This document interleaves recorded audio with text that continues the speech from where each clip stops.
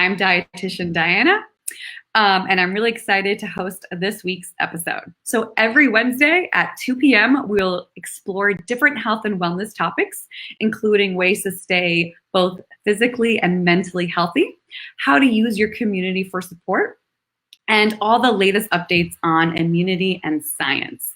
You'll hear from scientists, dietitians, wellness experts. We're so excited about this wellness series, and we hope you are too. So remember to tune in every Wednesday around 2 p.m. And so today, I'm really excited because I'm joined by InsideTracker's very own John Levitt. There he is. Hi, John. Hey, Diana. Thanks for having me on today. Yeah, it's so good to see you virtually. It's been about a month, right? Yeah. Oh my, wow. Yeah, a month. But I'm really excited about today's episode. So today we're going to be chatting about why community and connection is so important to our health, how to lean on community during these, really hard and unpredictable times, and new ideas on ways to stay connected. I know you have so many good ideas that I've actually learned about and have implemented into my now new normal daily life. So I can't wait to share some of those ideas. And everyone who is watching, please comment asking any questions that you do have. We will get to them at the very end through a question and answer. So John, how are you doing? Where are you right now? So right now I am in my office, my gym, my kitchen, my restaurant, my sauna, my my yoga studio. Okay. I'm literally living here. Yeah, I'm hanging in there. I have been totally isolated for a month, so it's been interesting. But yeah, doing what we can to keep everything moving, keep everything rolling. Yeah. I mean, I feel like InsideTracker, we've all had to adapt to this new environment like everyone else has. We're all still connecting virtually, which is nice. So yeah, it's been quite a change. Say that again. But I really wanted to talk about community, especially, and connection, because I've been writing my next piece for InsideTracker, and it's all about ways to support your mental health through a pandemic. I think it's such an important topic right now. It's such we're been thrown into this new environment that's beyond what we consider anything normal. And when I was writing this blog, I came across some research that I thought was so interesting. And it talked about how important social connection really is to our overall well-being and to our mental health. And I saw that some psychiatrists go as far as to prescribe social connection to their patients. And I came across this quote that I wanted to share. Let's see if we can see it. I'm going to hide you. There we go. So just as we need vitamin C each day, we also need a dose of the human moment, positive contact with other people. So I thought that was really, really interesting. Like, as a dietitian, obviously we need vitamins and minerals for our overall well-being, but I never really thought about needing social connection on a daily basis in order to really thrive. And, some psychiatrists even advocate for adding social connection to our list of essentials, like in addition to food, water, vitamins, and minerals. So I thought that was just really powerful. And I know you have been really open about your experience with therapy and seeing psychologists, psychiatrists. I was just wondering, have you received similar advice about that? Yeah, I had a chat with a friend of mine who is a social worker in Oregon. And she works with a lot of athletes. And she talked about the importance of community and connection as, like you said, an essential piece of this puzzle that we're now dealing with. We, as humans, most of us crave that connection. And when you take away the small talk that happens, when you're waiting at a grocery store or for your delivery or, whatever it might be, you have nothing left unless you're intentional with with making, I call it the big talk. So there's a lot of big talk going on right now because there's not a lot of small talk going on. Exactly. Yeah, that's really interesting. And also through other blogs that I've written, like I wrote a blog for InsideTracker about the blue zones. Are you familiar with the blue zones? Yes. It's the places around the world where people live the longest. And it's like 5 different locations around the world, and they have the world's longest lived people. And one of the similarities among all 5 places is that they have a really strong connection to community. Yeah. So in these places where people live the longest and live free of chronic illnesses, one of the top 5 things that they hold central to their beliefs is community. And whether that's through meals with family or talking with their neighbors, like they are always surrounded by community and have that support of community, which I think is really, really important, obviously. Yeah. And for our athletes out there, there was a study that was summarized in Outside Magazine a couple of months ago, maybe a couple of years ago now. I think it was Brad Stulberg that wrote about it. And he looked at, or the study looked at athletes that go to happy hour after a workout have better recovery. And the stimulus is essentially the social connection that you get from happy hour or from being with people. And so it's this enjoyment and fulfillment that you get after you have that stress. And then the recovery period, that the recovery period is actually more effective if you have that human interaction. Wow, that's so interesting. So are you sure it doesn't have to do with the alcohol? I think it's limited returns, marginal returns. But go red wine. I like that too. Yeah. Wow. No. Yeah. Again, I mean, there's just so much evidence showing how important this social connection really is. And one thing I came across too was it showed that, like, the medical research showed that social connection is not only important to obviously like mental health, but it can actually improve chronic illnesses like diabetes and cancer. So it really just shows you how important it is and how we really need to make an effort right now where we are in self-isolation. We need to make more of an effort to stay connected with others so that we can be healthy both mentally and physically. Yeah. So, and John, I know you're doing a really good job. You're making a really great effort to stay connected with others during this time. Can you share a little bit about what you're doing? Yeah, so we've been having a regular InsideTracker happy hour on Thursday nights, and it's been fun. There it is. It's fun to see unintentional InsideTracker Band-Aid there. I know, I love that. It's fun to see each other because we all we work so close together, and we're all friends, and it's like it's removing a friend group too. So yeah, I've been doing happy hours like that with work, with other friends. My family has been doing one every Saturday or Sunday at 4:00 before everyone goes out for their walk.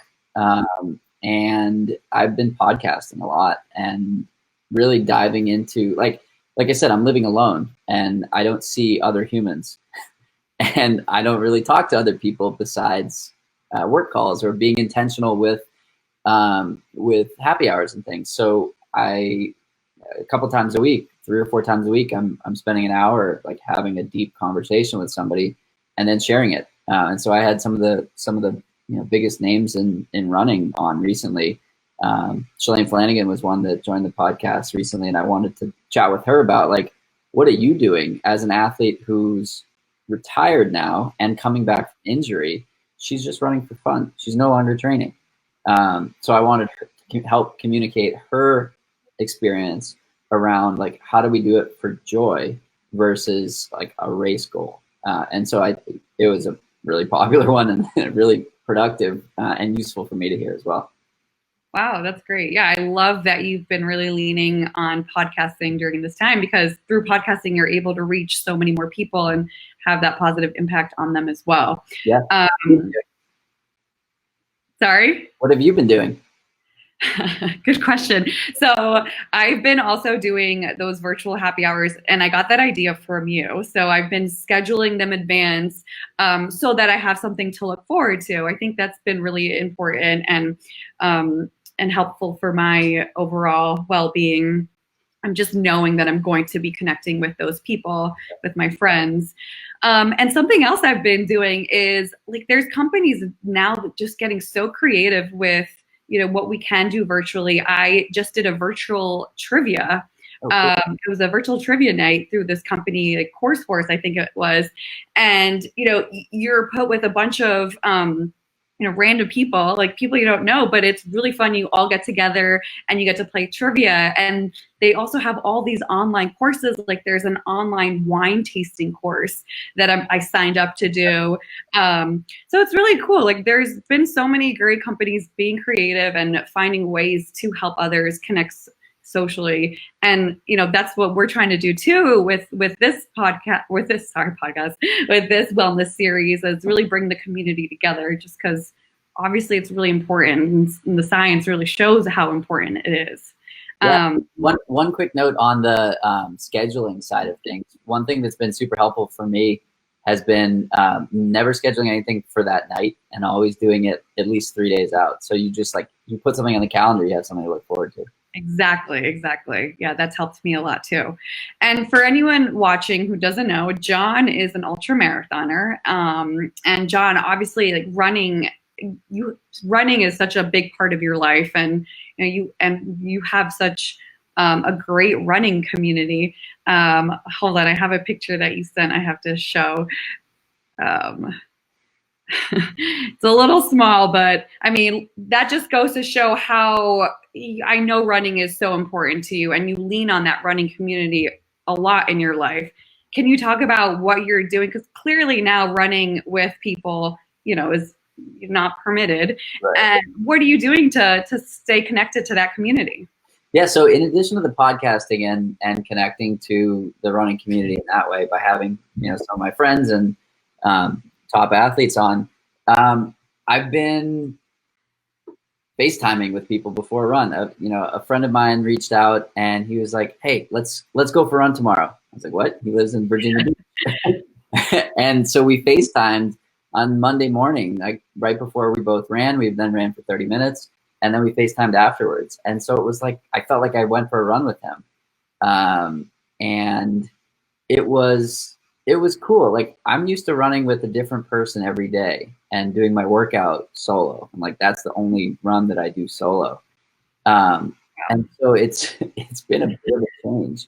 I mean, there's really not much more we can do. Like you can FaceTime with people, and stuff like that. I think that there's a question about being advice for introverts at this time.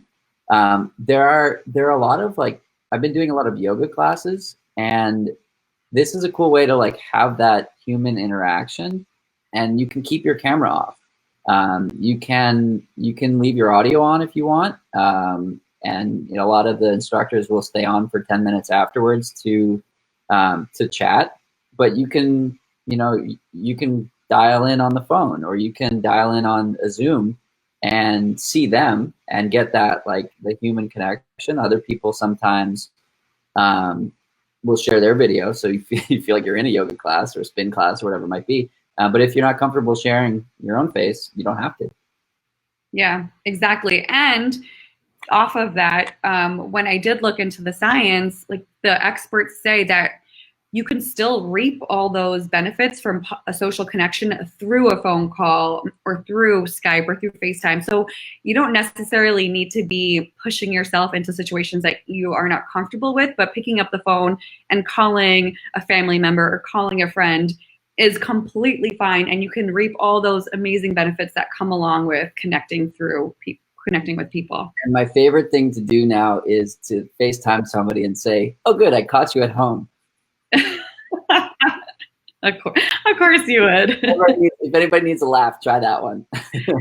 Oh, and someone just said, I actually went for a run while talking with a friend on my earpod. It felt like they were with me and we FaceTimed after. So there you go. That's another great suggestion. Talk to a person while you're running, or while maybe even just going for a walk. And that way you guys can still connect socially. And again, it doesn't have to be face to face or face to, through a screen. It could just be over a phone call. So yeah, I think we have a few other questions if we want to answer them. Oh, someone just said I'm running now. That's great. Enjoy.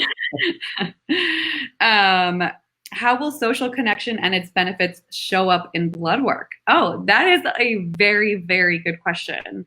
So one way you could see it come up in your blood work is, social connection really helps with reducing and mitigating stress. So if you're able to have less stress levels, you're going to have lower cortisol levels. So cortisol is our stress hormone. So having those social connections is going to help reduce cortisol levels. And then, in men, if you do have very high cortisol levels, it tends to reduce your testosterone. So by having, those cortisol levels that are normal, you're also going to have normal testosterone levels. John, do you have anything to add to that? No, I think you hit the nail on the head there. And that falls in line with that recovery study. Social interaction, reducing stress and cortisol, and increasing how you feel. I love that suggestion about having an InsideTracker Insider Zoom call for some of the amateur biohackers. Yeah, we're doing whatever we can right now to foster that community. We have a large audience of athletes and people interested in health and wellness. And if you follow us on Instagram, you'll see in the coming days that a handful of our athletes have shared sort of what makes them complete, or what makes that, we're calling it the You Are You campaign, where you're not racing, you're not in your CrossFit gym, you're not in your the gym you go to or your spin class or whatever it might be, but you're still that person that was going beforehand. So we're trying to steer the ship and show people that, like, you're still going to be that person in 2 weeks and a month and a year, and it doesn't matter that you're not doing it right now. So yeah, I think that's what it comes down to. It's like we're all in this together but separate. Yeah, no, that's a really great point. Exactly. And I love this idea of doing an insider Zoom call for people to meet. That's another great way to foster that community and that connection to others. So if you guys do have other ideas and ways that we can continue to embrace the InsideTracker community, please let us know, because we're always open for suggestions. Again, this is such a new time. This is such a bizarre time for all of us. So we're navigating it just like you guys. But John, any last words or anything else that you want to add to this? Any other questions out there that you guys want to ask? Yeah, feel free to keep asking with the questions. I don't know. For me, what has been helpful is accepting that, like, things are different now, but it's not always going to be that way. And just picking. I had a chat with my friend who's the social worker, and she also she ran the entire the PCT in Oregon, and it was like 450 miles. And so what she said was, we need to approach that like I approached those 400 miles. I can't look at all 400 miles at once and expect it to be manageable. We can't look at this pandemic all at once and expect it to be manageable. We can't look at, we have another 8 weeks of this, or 6 weeks, or whatever it might be, or 2 weeks, who knows? It's day by day, and get through, what's today, Wednesday? Today's Wednesday. What are days? Get through today. Put something on the calendar for Saturday. Put something on the calendar for Tuesday, and break it up into these manageable and bite-sized pieces versus looking at it as a whole. Because I think it's much more attainable to do anything if you break it up into small pieces, especially something that you might not have as much control over as you'd like. Completely agree. And one thing that's really helped me too is, setting new goals that I would have never tried to accomplish before, setting new goals and working towards them. So it keeps me distracted through times where, through downtimes, times that I don't have much going on. And it gives me something to look forward to. It makes me work towards something that's something I wouldn't have done before. And I know there are a lot of virtual races happening right now, John, right? someone just commented about entering the Ultravirus 12-hour virtual race. What do you know anything about these virtual races and virtual events? So we partnered with one a guy named Matt from Rambling Runner, and he has a 5K, 10K, half marathon, and marathon, and it's really cool to see. You know, dozens and dozens of people racing all at the same time. They pick a weekend, and that's when you do it. There are a million out there. If you're a runner and you were part of a big race, there's a chance that they converted that to a virtual race. So look into that. You might even still get the race swag or the medal or whatnot. And for some people it works, for others it doesn't. But it's a cool way to like put a goal on the calendar and work towards that. And I think that it can be fun. And you know, just don't virtually race with 10 of your friends. So on the same course. This may sound like a dumb question, but how do you participate in a virtual run?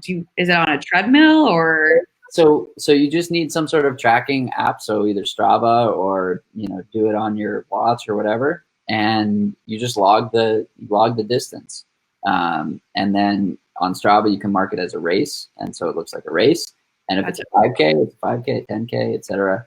And then, yeah, there's plenty of options out there for that. Yeah, that's a great way to stay connected to, you know, if you're part of the running community or any sort of athletic community. I think that's a fantastic way to stay connected. Yeah. Awesome. All right. Well, I think we're all out of time and we've answered all these questions. I did see someone wanted me to show the quote again. So this is the quote that I pulled up before. Just as we need vitamin C each day, we also need a dose of the human moment, positive contact with other people. So again, just let's end on this note. Remember to make it a point, you know, even if you are more introverted, try to make it a point to schedule those calls with people. Again, it doesn't have to be through video. It can just be a phone call. Even that can really help you both mentally and physically. But so thank you so much, John, for joining me. Everyone, we'll have these episodes every Wednesday at 2 p.m. And we are so happy you guys joined, and hopefully we'll see you next time. And if anyone's looking to just have a chat, I'm on the other side of the chat bot on our website. So if you're that bored, hit me up. All right, thanks, John. No problem. Thank you. Bye.